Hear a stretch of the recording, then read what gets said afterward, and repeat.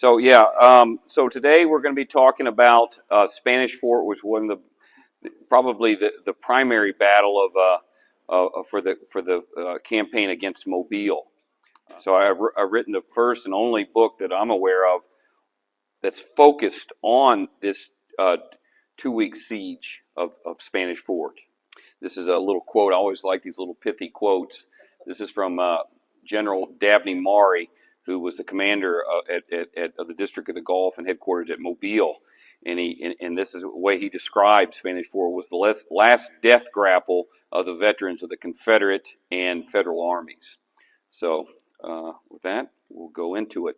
So a lot of people get the Mobile campaign mixed up with the Battle of Mobile Bay, which is probably the more significant battle that occurred 8 months earlier.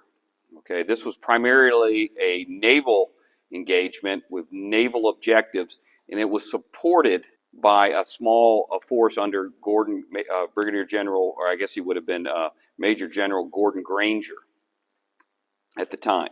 All right, so what that did, it did a lot of things actually, but one thing it didn't do is it didn't capture Mobile.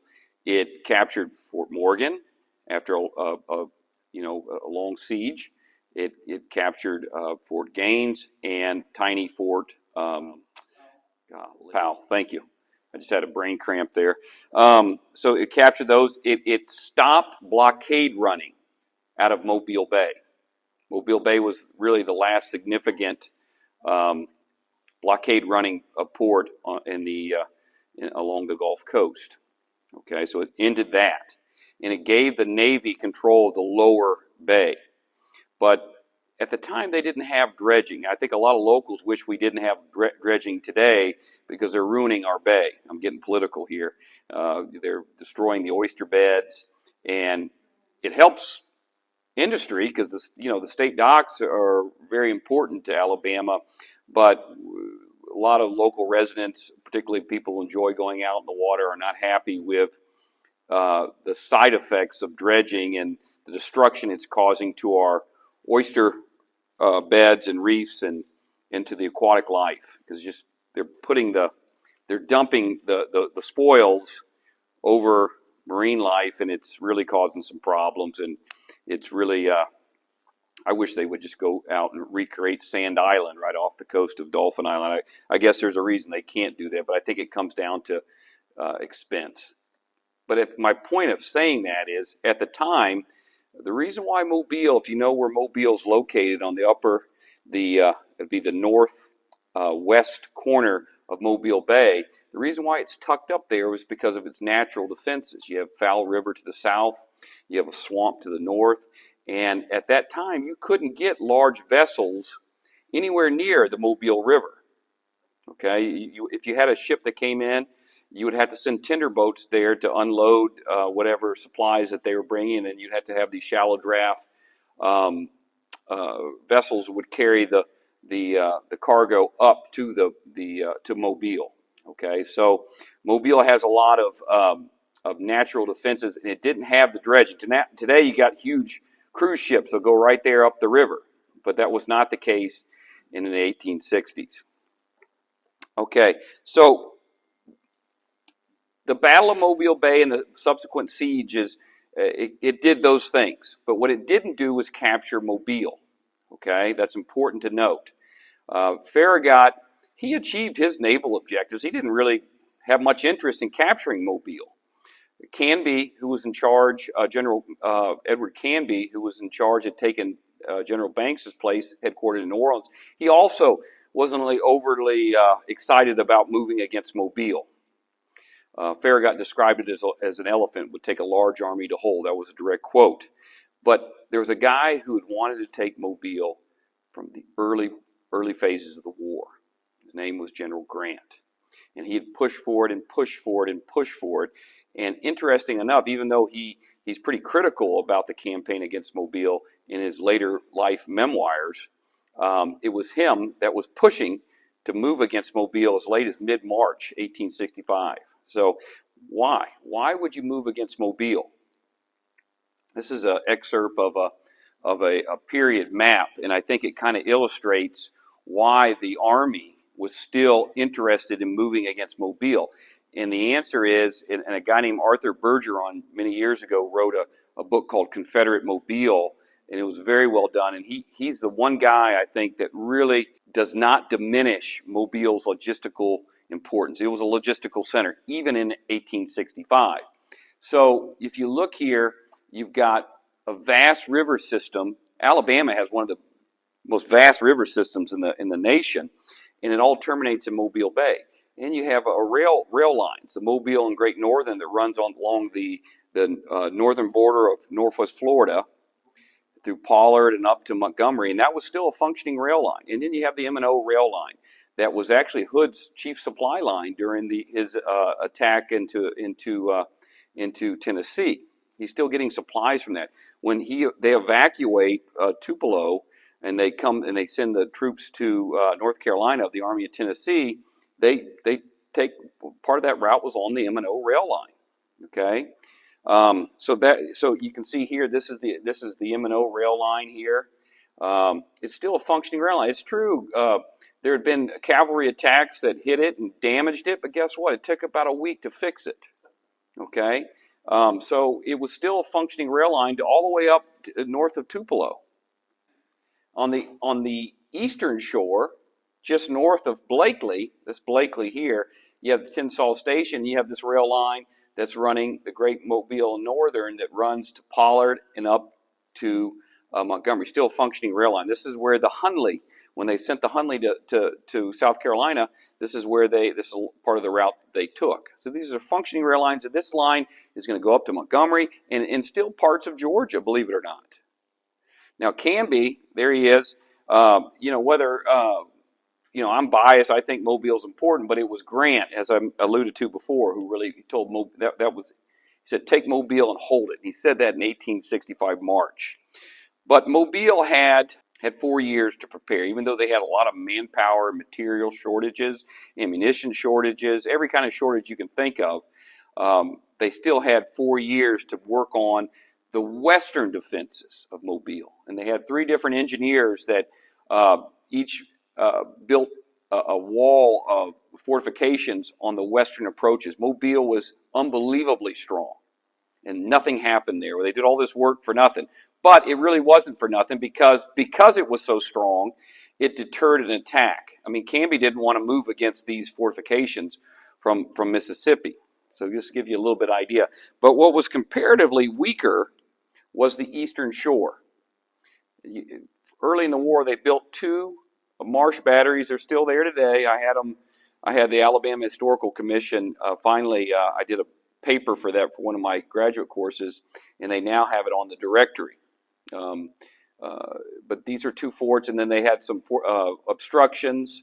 You sunk some vessels, put some pile obstructions, and lots of torpedoes there to keep them out. But after the fall of Fort Morgan, during the siege of Fort Morgan, they realized that the eastern shore was vulnerable. If the Union could set up the Union Army could set up an artillery position here at Old Spanish Fort, which was a Revolutionary period fortification, they felt like they might be able to bomb these 2 Confederate batteries into submission. So the idea was they're protecting this. This is the Tensall, Blakely River. There's the Tensall River here. So if they could gain access to this river, they could descend down here, and now they're flanking the city. So that's what they were trying to do. So they built Spanish Fort to protect that line of communication. All right. Now, here you have General Sherman. General Sherman was stationed at Fort Morgan before the war. After the Mexican War, he lived in Mobile for a time and very familiar with the area. And he was very interested, as Grant was, in moving against Mobile. So if you see here, these are excerpts from dispatches he sent to General Canby. That's General Canby. And then to General Henry Halleck.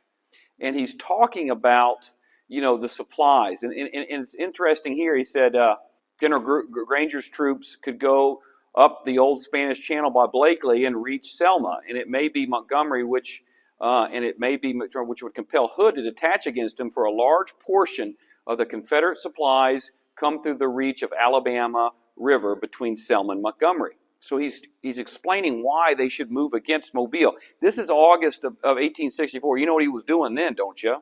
He was trying to get to Atlanta, okay? Which brings me to my other point. I bet you guys haven't thought about this.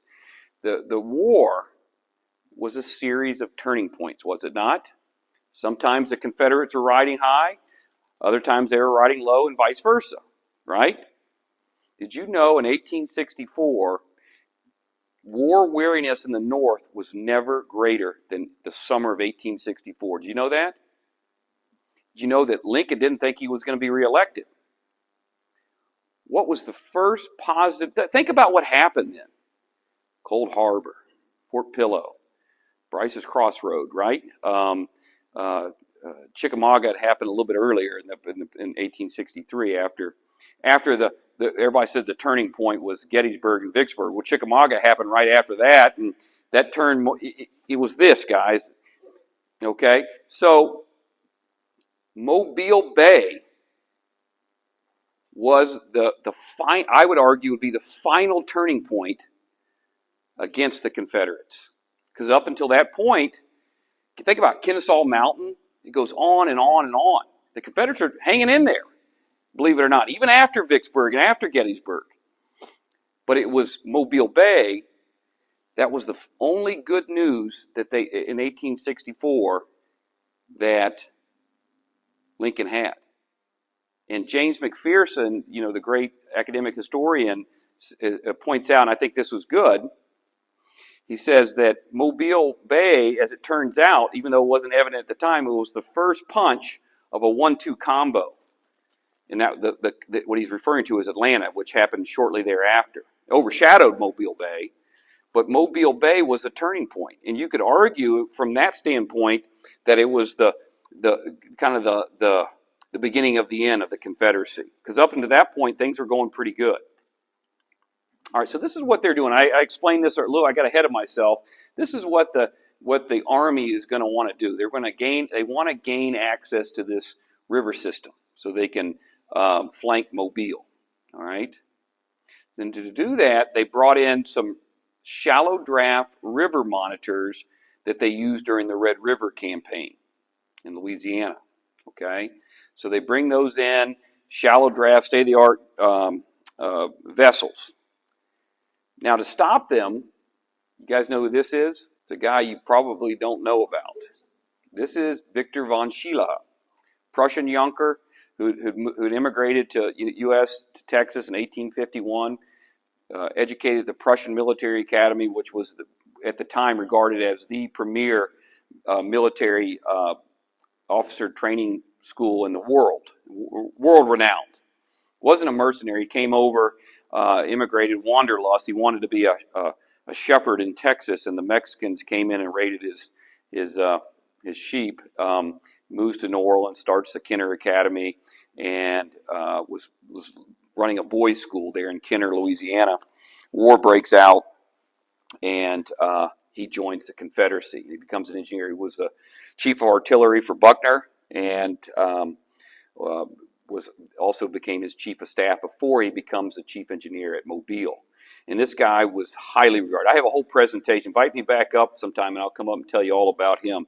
But anyways, his torpedoes screwed up at Mobile Bay. One went off, and the rest of them had been corroded by these crustaceans, oysters that were growing on where the friction primer would have been.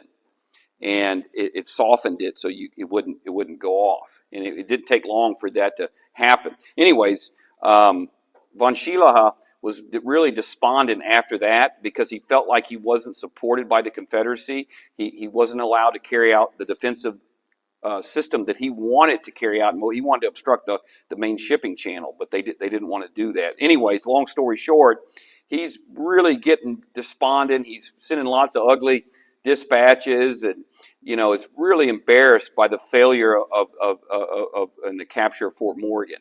All right, so they send down Samuel Lockett, who had designed the defenses of Vicksburg from Meridian. He comes down. He's a native of Marion, Alabama.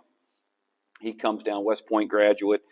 He comes over and takes over, and they promote him So he's over von Schele, and von Schele resigns, but then he stays on. To his credit, he says, as long as Mobile's threatened, he'll stay on. And they actually reject his resignation, but he stays on through December and oversees the building and the fortifications around Spanish Fort and Fort Blakely, which are two forts that are going to protect the eastern shore lines of communication to Mobile. But he stays on. But anyways, what's interesting about von Schele, when he was at Mobile, they built the Hunley. They built these torpedo boats up in Selma and sent them down to Mobile. Every type of torpedo you could imagine was there. And this is the first large-scale use of torpedoes was during the war.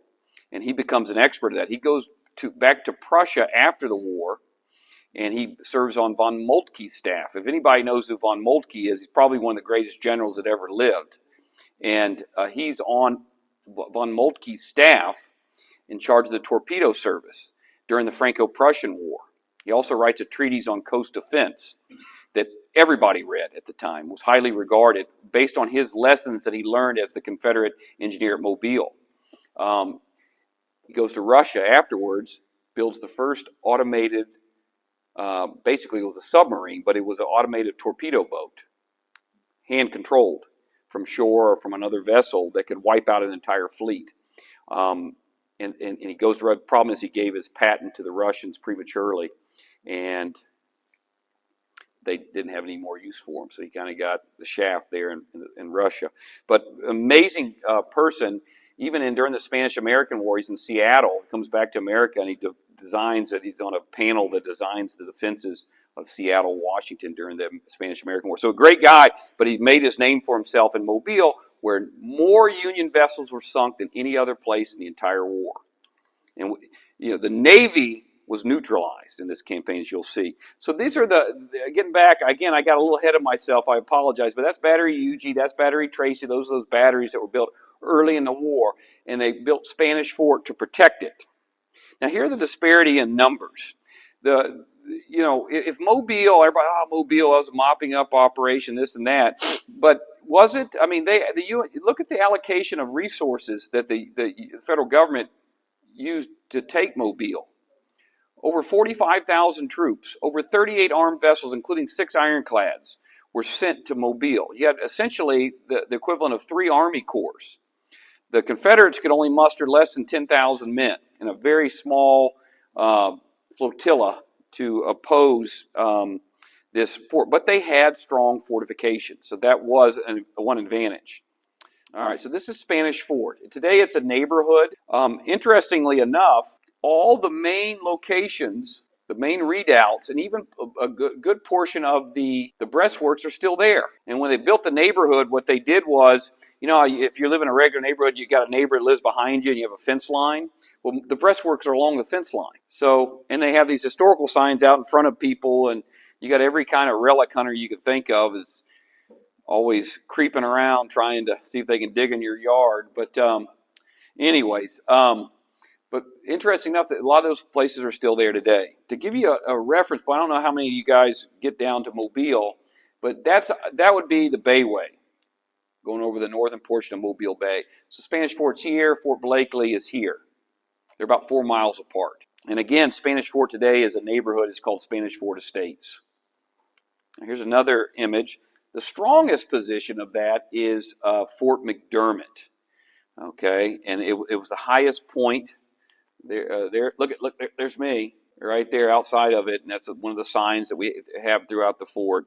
And I was very proud in my book, Digging All Night, Fighting All Day. I was able to find some really rare images from diaries, from period diaries, and other accounts. And this is Fort McDermott, what it would have looked like in 1866, a year after the battle. The guy who wrote the original book on the Mobile campaign went back and kind of toured the battlefields and brought with him a sketch artist. And this would have been looking from the river up, and that's kind of what it would have looked like. And then this is another image that was in C.C. Andrews' book.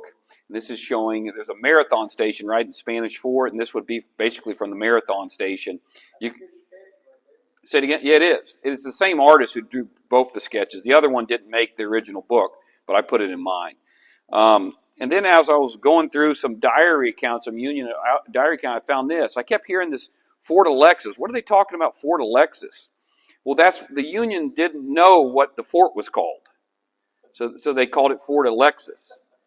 And obviously, whoever came up with that name, because that was what appears in all the correspondence. Alexis, from what I'm told, is a Greek word that means to guard or to defend. And I'm theorizing that since it was the first fort they would have came across that was a part of the 5 readouts of Spanish Fort, someone named it Fort Alexis. I don't know who that person would be. But anyways, this drawing was drawn the morning after they escaped from, most of the garrison escaped from Spanish Fort. So that morning he hopped up and just drew a sketch of where the guns were, what the big guns were, and this, they called this gun the Dog Towser, which means the big dog. So that was the strongest position of the fort. So the Mobile campaign started on March 17th. There's Gordon Granger. I think they call him the savior of Chickamauga. He saved General Thomas there, but he had fought at the Battle of Mobile Bay, and now they've given him command of the 13th Army Corps. They're going to march out of Fort Morgan, and they have a heck of a time. The road, a lot of rain. The roads were 13,000 troops marching. A lot of trouble with the roads, and they're going to march. To give you an idea, if you're familiar with Fort Morgan there on the coast, it's a long, long peninsula to drive. They march it, and they're going to come around. This is roughly where Gulf Shores is, and they're going to march up to what's today is called the Marlow community, just south of Fairhope, and that's going to be their rendezvous at a place called Danley's Mill.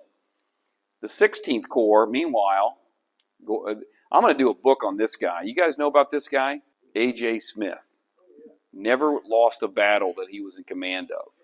And he was everywhere. And when I say everywhere, I mean everywhere. The guy was everywhere. And his troops were called the guerrillas. Nathaniel, it was supposed to meant to be a disparaging comment because they were rough, mostly Midwestern farm boys, rough-looking guys. And during the Red River campaign, Banks supposedly said they looked like a bunch of guerrillas. And that just stuck. But they were kind of, I hear a lot of accounts from the soldiers in the 13th Corps commenting about the 16th Corps and said, you can't tell the difference, but there's no discipline. You can't tell the difference between the officers and the enlisted. They steal everything, from officers. It was just a rough bunch of guys, but they were hard fighters. I don't know if it will sell very good in the South, but I think it's a pretty interesting topic that's covered. Now, this is Randall Lee Gibson. You guys know him? The Louisiana Brigade. All right. Randall Lee Gibson, valedictorian of Yale University. Randall Lee Gibson was the valedictorian at Yale. After he graduated from Yale, he come from a very wealthy plantation owning family. And from there, he went to New Orleans, and he went to school at the University of Louisiana, where he got his law degree. And then he went over and he spent some time in Europe. He came back. Then he joins the war breaks out. He joins the Confederate force. Had no prior military education, but he was a very intelligent man, obviously. And he read Hardy's manual and really studied the art of war. And by time of Mobile, this was kind of considered the highlight of his war career, was at Spanish Fort. But he's only 33 years old, and he's given command of Spanish Fort. But let's get back to the movement. So this is, to give you an idea of what's going on, Alabama City. You know what that is? That's Fairhope. That's Fairhope. It was called Alabama City at the time. You know what this is? The village? Staffney. It's Daphne. Yeah. And they have a village point. Dog River is on the eastern shore. Yeah. You got the Fish River is on this side. Okay. So they're gonna rendezvous. The 13th Corps and 16th Corps are gonna rendezvous at Danley's Mill, south of Fairhope, and from there they're gonna move in 2 columns. Bertram's division is gonna go through what would be today Fairhope. The rest of them camp out at Deer Park. And incidentally, there's a really good Civil War trail going through Baldwin County today. You can kind of follow the movement. That's one of the things our roundtable is working on, adding some signs to it, improving some signs, but it's already pretty good. So from Deer Park on the 26th, they're going to move into 3 columns. Bertram's going to be hugging the shore. The 13th Corps will be in the middle, and A.J. Smith's 16th Corps is going to be to the east. All right, and they're going to be moving through, and then they're going to start facing resistance from the 12th Mississippi Cavalry. Yeah, it used to be the 16th Confederate Cavalry, but then they took the Alabama regiments out, so now it's going to become a state organization only, and it's under Philip Brent Spence, who had fought around Atlanta. Anyways, he only has about 500 guys, and this is 45. This is 32,000 because you have Steele's column that had marched out of Barrancas and gone up to Pollard and cut the line there, and it's going to descend on Blakely. But there's about 32,000 here. So what these Confederates are doing is, this is at the time it still has a lot of big tall pine trees, but at the time they hadn't really done as much thinning of the trees. So they call, and if you look on old maps, they call it the piney woods, right? And it was also a turpentine and a rosin plantation. So the Confederates would do is they would burn the rosin plantation as they're falling back. And they get on the other side of the fire behind the trees, and as the advance soldiers or the advance of the column was approaching, they would take their shots from behind trees and they'd fall back and harass them. So the Union Army's moving at a snail pace at this point. So they did about as well as you could do with 500 guys versus 32,000. So let me back up. So to give you an idea of, you guys know, you guys ever get down to I-10? Okay, so there's the Bass Pro Shop, which is basically right here. Okay, and this is I-10. The battle breaks out at I-10. There's a little creek called Doleave Creek that's right here, and they were misinformed about the the size of the army moving against them, and the idea was they thought they were going to hit the 13th Corps before the 16th Corps, but they didn't realize it was a corps. They thought it was just a division. So they had about 6,000 men on the north bank of this little creek, and they were going to attack that, and then they didn't realize, whoa, there's a lot more guys coming than we anticipated, that we were received intelligence on. And not only that, this 16th Corps is moving to our east, is moving at a rapid pace. Okay, and they're threatening to flank them. So at that point, General Maury, who's there, splits up his forces. He sends half of the men to Blakely. The other half are going to go into Spanish Fort, including Gibson's brigade and the Alabama. Well, I'll tell you in a second. Brian Morial Thomas's division. Yes. Question. So there he is, Randall Lee Gibson, and Brian Morial Thomas, the Brigadier General. He's commanding, sometimes referred to as the Alabama Reserves, but they're not reserves at this point. It's a kind of the cradle to grave brigade.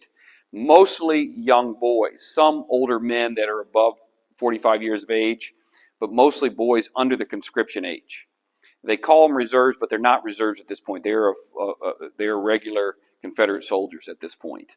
And they're there. And there's a lot of concern about these young boys that were fighting there. And then you have, who this is? This is Isaac W. Patton. Goes on to be mayor of New Orleans. Okay, we'll talk about him before. He was 22nd Louisiana. He was wounded at Vicksburg, and he spends the rest of the war at Mobile. He's in charge of the artillery at Spanish Fort and those marsh batteries I talked about before. So that's who's there initially. Now this is Lucius Hubbard. He's a member of A.J. Smith's 16th Army Corps. All right. Now Lucius Hubbard was a newspaper man in Red Wing, Minnesota, and he had fought at most of the Western Theater battles, and obviously he was a good writer. So I have a lot of his. He wrote a lot, about his experiences in the war, whether it was Nashville or whatever. But Hubbard was. This is after Nashville. It's after Franklin, obviously. Things are not going good for the Confederacy. I think we can all agree on that, right? Okay. The Union forces that were collecting at Dauphin Island and Fort Morgan before this campaign began, they heard rumors that Mobile had evacuated. They believed as soon as they showed up that Mobile would just, the Confederates would hightail it out of there, that there wouldn't be any fighting. And they believed this. So now they're kind of surprised when they're running into this cavalry around Daphne. But when they get to Spanish Fort, they can't believe it, the resistance that they're getting. Now, to give you an idea of the mindset of General Gibson was a very close friend of General Hood. And we know how Hood's military philosophy differed from General Johnston. Very aggressive, right? We agree on that? Gibson always defended General Hood. He thought that even after the disaster that fell on the Army of Tennessee, he always defended Hood. And he favored that aggressive style of tactics. And that's exactly what he employs at Spanish Fort. He's not going to sit on his heel and receive an attack. He is going to go on the offensive, and that's what he does right from day one. He is sending out sorties. He's attacking. He's doing everything he can, every trick in the book. At night, they light up fires, campfires all along the lines to deceive the Union. And if you look at the reports, these private letters, these dispatches, we think there's 15,000 troops there. We think there's 8,000. All these numbers, quadruple what's actually there. See it all the time. And I've seen this as well. This is coming from an excerpt to his aunt. I don't know why he always wrote it. He wrote his aunt a lot. I don't know what the deal was on that, but he was a good nephew. They were astonished at the resistance that they're meeting at Spanish Fort. I mean, every day there's sorties coming out. Some of them are quite successful. The gentleman mentioned the 7th Vermont. A portion of them were captured. So it's very hard fighting. Now, here's something else that's interesting, and you guys won't believe me on this, but again, both opposing sides at Spanish Fort had seen each other before. Okay? Whether it was Shiloh, at Nashville, and a lot of other places. Okay? And there were a lot of veterans there who had been around throughout the whole war.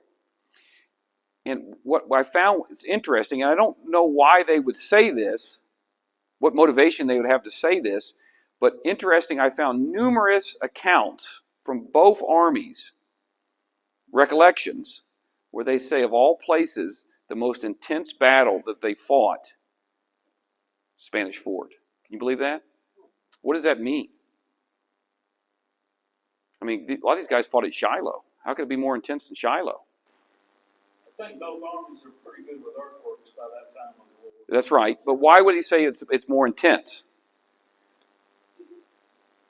All the memoirs I talked about, there was a lot of discussion about fighting from earthworks, sniping at the other side, buddy getting shot in the head while that. Right. Yeah, it's horrible. Yeah, that's probably. But I think that's true. What I would say is, think about this, and I'm going to show you the next slide. I'll give you an idea. All those little cannons that are pointing, there was 22 batteries set against Spanish Fort. Spanish Fort is about 1.5 miles in length. Not a huge fort. And the bombardments that not to mention, and we're going to talk about in a second, the mortars that were brought up to the Coehorn mortars that were brought up to the advanced rifle pits. I believe that's what they're talking about, the intensity, the bombardments.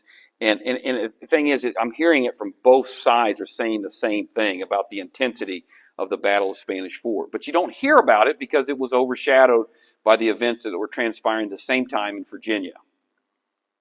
So